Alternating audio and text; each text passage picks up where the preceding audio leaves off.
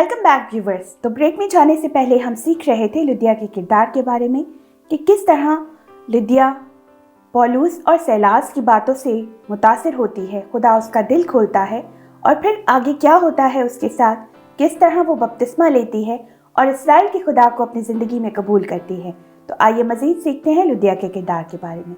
So ma'am, मज़ीद हमें बताएं कि किस तरह लुदिया पाक कलाम सुनने के बाद, खुदावंद यीशु मसीह के बारे में जानने के बाद बपतिस्मा के लिए किस तरह वो इरादा करती है। Thank you. अगला जो तीसरा किरदार है वो ये है कि लुदिया की ज़िंदगी की तब्दीली। जब खुदावंद ने उसका दिल खोल दिया, उसने तवज्जो दी, तो लिखा जब उसने अपने घराने समेत बपतिस्मा ले लिया, तो उसकी ज़िंदगी में पहला कदम था मसीह के कलाम पर मसीह को कबूल करना और फिर उसी टाइम में बपतिस्मा लेना। और इसमें घराने की बड़ी खूबसूरत जिक्र आया कि तू मान ला, तू और तेरा घराना नजात पाएगा। इस औरत जो गैर कौम की औरत थी, एक दूसरे मुल्क की थी, तो हम देखते हैं कि यहूदियों में से नहीं थी, अब कैसे यहूदियों के ख़ानदान में शामिल होती है और यहूदियों का, इस्राएल का खुदा उनका खुदा बन जाता है। पहले वो क्या थी? खुदा परस्ती खाली। अब वो क्या कहती है? मिन्नत करके कहा कि अगर तुम मुझे खुदावन की ईमानदार बंदी समझते हो तो चल कर मेरे घर में रहो। अब अपना नाम खुद क्या कर लेती है? चेंज कर लेती है। अब वो क्या बन गई है? ईमानदार बंदी बन गई। पहले वो आम खतून थी, नेक प्रस्त थी, नेकी करती थी, क्योंकि कलाम में बताता है कि इंसान की नेकियां गंदी धज्जियों की मानद है। अगर हम नेकी करके, अच्छे काम करके, देगें पका के और अच्छे अच्छे लोगों की मदद करके खुदा के, हम चाहें कि हम खुदावंद के साथ जाएंगे या आसमान की बादशाही में दाखिल होंगे तो बाप को बाप कह सकेंगे, तो ये मुमकिन बात नहीं है। और खुदावंद के कलाम में ईमानदार वही है जो खुदावंद यीशु पर ईमान लाता है। और यहाँ हम देखते हैं उसने घराने समेत खुदावंद पर, बल्कि वो जो चंद औरतें थी उनको भी साथ उसने लेकर वो बैठी थी, कोशिश थी। इसमें हम देखते हैं कि इसकी कोशिश से चंद औरतें भी और उसका घराना भी क्या हो गया? मसीह खुदावंद के पास आकर बच जाते हैं और उन्होंने बपतिस्मा ले लिया और नजात पाई। अब वो क्या करती? अगला कदम ये नहीं कि वो घर चली जाती है, बल्कि मुझे यहाँ बहुत सीखने को मिल रहा है कि उसको अपने घर में ले जाती है। किनको? सैलास को और पौलुस रसूल को। क्यों? वजह क्या थी? एक तो ये थी कि वो ईमानदार बंदी बन गई। अब उसकी रफाकत सदागरों के साथ, शहजादों के साथ, कारोबारी के साथ नहीं है। कलाम इसके बारे में बता रहा है कि अब ये उस काम से हटकर इसका पेशा, इसकी खिदमत, इसका किरदार आगे नया बन जाता है। बिल्कुल। और वो ईमानदारों की जमायत में शामिल हो जाती है और वो अपनी पुरानी ज़िंदगी, कारोबार को छोड़ती है और फिर वो खुदा के लोगों की रफाकत में रहना चाहती थी। और याद रहे कि उसको मजबूर किया, 2-3 किरदार इससे नज़र आता। पहली बात, उनके साथ रहना चाहती थी। दूसरा, उनसे सीखना चाहती थी। तीसरा, वो मालदार भी थी, उसको उनका घर भी वो चाहती थी कि मेरे घर से खिदमत शुरू हो, ये मेरे घर में अब मेहमान नवाजी करना चाहती थी उनकी खिदमत के वसीले से। इमाल की किताब में लिखा हुआ है, बड़ा अच्छी, ये अभी हम पढ़ेंगे 2 बाब। और उसने और बहुत सी बातें जता जता कर उन्हें ये नसीहत की कि अपने आप को इस टेढ़ी कौम से बचाओ।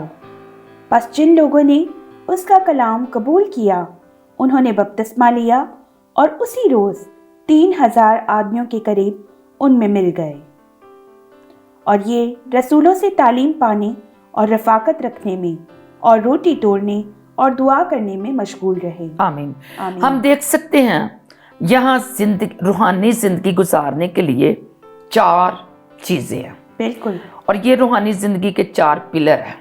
जैसे एक कमरा तैयार करते हैं, बिल्डिंग तैयार करते, पिलर के बगैर नहीं है। इसी तरह रूहानी ज़िंदगी भी पिलरों के बगैर नहीं है। ये 4 पिलर क्या है? पहली बात तालीम। अब पहले कुछ और शोबा था, तालीम और जिस्मानी होती, लोग डॉक्टर बनते हैं, इंजीनियर बनते हैं, लेकिन जब हम खुदा में आ जाते हैं, चाहे वो कितना तालीम याफ्ता हो, उसको मसीह तालीम और बाइबल की तालीम पाना बहुत ज़रूरी है। और वो खुदावंद की रफ़ाकत, वो खुदा के लोगों की रफ़ाकत में ना रहेंगे तो बेजान लोग पहचाने जाएंगे। उनमें ज़िंदगी और ज़िंदगी वाली ज़िंदगी जो है, खूबसूरत ज़िंदगी, वो रूहानी मसीह लोगों की रफ़ाकत में है, ईमानदारों की रफ़ाकत है। इसलिए भी वो चाहती थी कि मेरे घर में चल कर रहो। फिर खुदावंद यीशु मसीह जब जाने से पहले उन्होंने आखिरी फसा तैयार की अपने शागिर्दों के साथ और कहा कि उसने रोटी ली, तोड़कर अपने लोगों को दी कि ये मेरा बदन है, इसको खाते रहना जब तक मैं आ नहीं जाता वापस, मेरी यादगारी के लिए यही किया करना।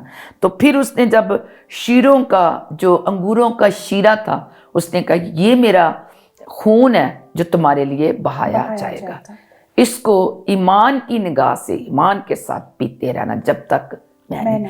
आज जो लोग ईमान रख कर कि ये मसीह का खून है और ये मसीह का बदन है जिसको हम पीते और खाते हैं, ये मेरी ज़िंदगी के लिए मसीह खुदावंद ने दुख सहा, तो इसलिए उसने कहा रोटी तोड़ने और दुआ करने में मशगूल रहे।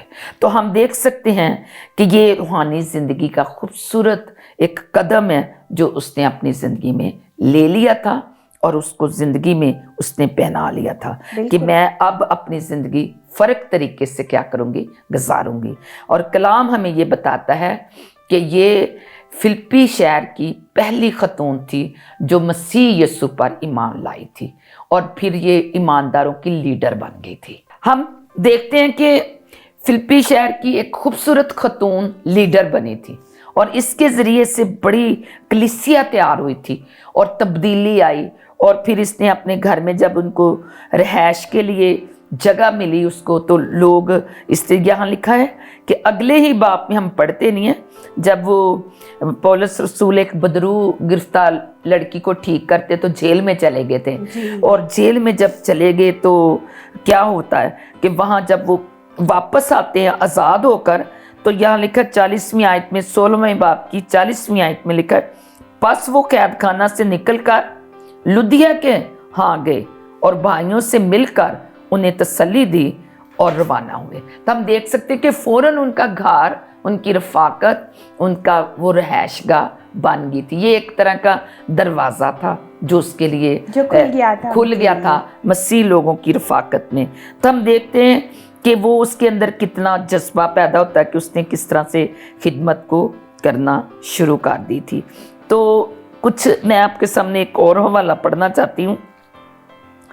ये इब्रानियों, खत इब्रानियों का उसका 13वां बाब और उसकी पहली आयत से आप 6ठी आयत तक पढ़ें कि आज के दौर में जो हम देख सकते हैं कि आज के दौर में हमें कैसी ज़िंदगी बसर करनी चाहिए। खत इब्रानियों का बाब नंबर 13 और उसकी 1 से 6 आयत तक। इब्रानियों 13 बाब उसकी 1 से 6 आयत। बरादराना मोहब्बत कायम रहे, मुसाफिर परवारी से गाफिल ना रहो, क्योंकि उसी की वजह से बाज ने बेखबरी में फरिश्तों की मेहमानदारी की है। कैदियों को इस तरह याद रखो कि गोया तुम उनके साथ कैद हो, और जिनके साथ बदसलूकी की जाती है उनको भी ये समझकर याद रखो कि हम भी जिस्म रखते हैं। ब्याह करना सब में इज्जत की बात समझी जाए और बिस्तर बेदाग रहे, क्योंकि खुदा हरामकारों और जानियों की अदालत करेगा। ज़र की दोस्ती से खाली रहो और जो तुम्हारे पास है उस पर कनात करो, क्योंकि उसने खुद फरमाया है कि मैं तुझसे हरगिज़ दस्तबरदार ना होऊंगा और कभी तुझे ना छोड़ूंगा। इस वास्ते हम दिलेरी के साथ कहते हैं कि खुदावंद मेरा मददगार रहे, मैं खौफ ना करूंगा, इंसान मेरा क्या करेगा। हम देख सकते हैं इसमें बहुत सारी बातें हैं जो आज के दौर में सामने रखते हुए इसमें यह भी कहा कि ज़र की दोस्ती बहुत सारे वो देखो, एक गैर कौम की बड़े बड़े सदागरों के साथ उसने दोस्ती छोड़ी और मसीह के साथ दोस्ती डाल दी, और ईमानदारों के साथ उसका मेल मिलाप हो गया। बिल्कुल। फिर उसने जो मेहमान नवाजी थी, उसने किस कदर अपने घर में उनको ले गई, उनकी मेहमान नवाजी करती रही, उनकी सेवा करती रही। और जब वो कैदियों को भी, जब वो कैद में थे तो कैसे उनके लिए, यहाँ तक कि उनकी बहुत हेल्प पैसों के साथ भी करती थी। वो कलाम ये भी बताता है कि ब्याह शादी करना इज्जत की बात समझी जाती है। बहुत सारे लोग हैं, ब्याह शादी, लड़के लड़कियां आजकल चले जाते हैं और ब्याह शादी करके वापस आ जाते हैं अपनी मर्जी से, और ये खुदा जास्त, वो कहता है ये तो इज्जत की बात है ब्याह शादी करना। जब माँ बाप अपने हाथों से अपने बच्चों की शादी करते हैं, उनका ख्याल करते हैं, तो ये भी इज्जत की बात समझी जाती है। तो बिस्तर बेदाग करने का मतलब है कि अपने आप को हरामकारी या गलत तरीके से जो अपनी ज़िंदगी लाइफ को गुजारना, ये अच्छा नहीं है। लालच की ज़िंदगी गुजारना भी अच्छा नहीं है। उसने देख लो चाहती तो कहती मैं इतना उसके पीछे, इसके बाद उसकी ज़िंदगी, लुधिया की ज़िंदगी से ये नज़र नहीं आया कि उसने दोबारा ये काम किया जो उसने छोड़ दिया, वापस अपनी ज़िंदगी में अपनी से नहीं, वो आगे। यहाँ लिखा है कि हमें अपने आप को बेदाग नहीं करना, कि हम लालच भी करें और दूसरी चीज़ों की तरफ भी जहाँ से खुदा खुश नहीं होता। ये कारोबार करना, खुदा नाराज़ नहीं होता। वो तो कहता है सुस्ता हाथ कंगाल हो जाएंगे। वो कहता है मेहनत ना करें तो खुदा बरकत नहीं देता। तो जो जान मेहनत नहीं करती, मशक्क़त नहीं करती, वो कैसे आसूदा हो सकती हैं। तो इसलिए ज़रूरी है कि ये लाजम है। वो कहता है कि खौफ जो तेरे पास है, चाहे ज़्यादा है चाहे थोड़ा, उसकी शुक्रगुजारी करनी है। बहुत सारे लोग हैं बहुत कुछ हासिल करने के लिए गलत कामों में भी पड़ जाते हैं। तो उसने, इस औरत ने क्या किया, लुधिया ने, ये खुदा के लोगों के साथ जुड़ी रही, दवाइया ज़िंदगी को रखा। और फिर लिखा मैं तुझे हरगिज़ तुझसे दस्तबरदार ना होऊंगा और कभी तुझे नहीं छोड़ूंगा। और फिर लिखा इस वास्ते हम दलेरी के साथ ये कहते हैं। और फिर फ़ख्र करना चाहिए, खुदा मेरा मददगार है और हमें खौफ नहीं करना, इंसान मेरा क्या कर सकता है। कभी कभी हम इंसानों को खुश करते करते इंसानों जैसे बन जाते हैं। जब हम खुदा को खुश करेंगे तो फिर खुदा जैसे बन जाएंगे और खुदा को हमारी ज़िंदगी कबूल होगी और हम उसकी नज़र में मकबूल होंगे। कलाम में लिखा है, इमाल में आखिरी आयत बोलूँगी, ये बड़ा अच्छा है, मिसाल की किताब में कि 3 बाप उसकी 5वीं आयत में है कि यूँ तुम इंसान और खुदा की नज़र में मकबूल ठहर, जब हम खुदा की मर्ज़ी को पूरा करते हैं। खुदा इस कलाम के वसीले से हम सबको बरकत दे। बिल्कुल, thank you so much ma'am, आपने इतनी इन्फॉर्मेटिव बातें हमसे शेयर की और लिदिया के किरदार को इतने अच्छे से बयान किया। Thank you so much. Thank you.